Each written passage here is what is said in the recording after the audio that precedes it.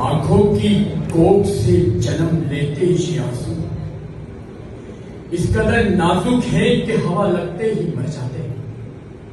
کاش کے آنسو اس قدر کمزور نہ ہوتے اور اپنی بہادری و شجاعت کا مظاہرہ کرتے.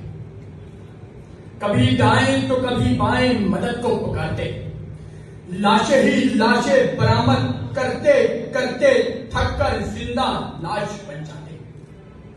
یہ آنسو جب کسی معصوم کی قبر کھلتی دیکھ کر تو آنسو بہاتے.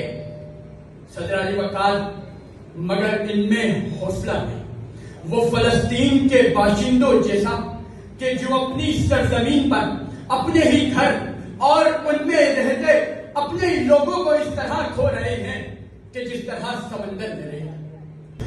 وہ فلسطین کہ جسے سرزمین انبیاء کہا گیا, کہ وہ مسجد اقصیٰ کے جس کا ذکر قرآن میں ملتا ہے, کہ وہ مسجد اقصیٰ تو جو قبلہ اول ہے, کہ وہ مسجد اقصیٰ جسے علاء الدین ایوبی نے فتح کیا, کہ وہ مسجد اقصیٰ جسے عمر فاروق نے فتح کیا, کہ وہ مسجد اقصیٰ کہ جس کی حفاظت کے لیے لاکھوں جانوں کے نذرانے پیش کیے جا رہے ہیں.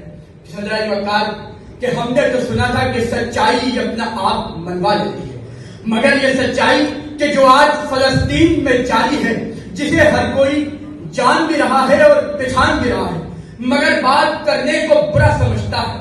صدر علی وقار کہ کوئی کہتا ہے کہ تمہارے بائیکاٹ سے کیا ہوگا, کہ کوئی کہتا ہے کہ تمہارے احتجاج سے کیا ہوگا, کہ کوئی کہتا ہے کہ ان تمام تر تدابیر سے کوئی فرق پڑنے والا نہیں. کہ صدر علی وقار میں آج اس منچ سے آواز اٹھا سکتا ہوں تو ہم سب اپنے اپنے علاقوں سے, اپنے اپنے دفاتر سے, اپنے اپنے سوشل میڈیا سے ان بچوں کی آواز بن سکتے ہیں کہ جو اپنے باپ کو کھو بیٹھا ہے اور اپنی ماں کو کسی ملبے کے نیچے تلاش کر رہا ہے, اور اس کی ماں اپنی زندگی کی آخری سانسیں ختم ہونے کا انتظار کر رہی ہے.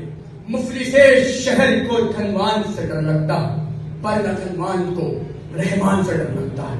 اب کہاں سارو اخوت وہ مدینے جیسی, اب تو مسلم کو مسلمان سے ڈر لگتا ہے.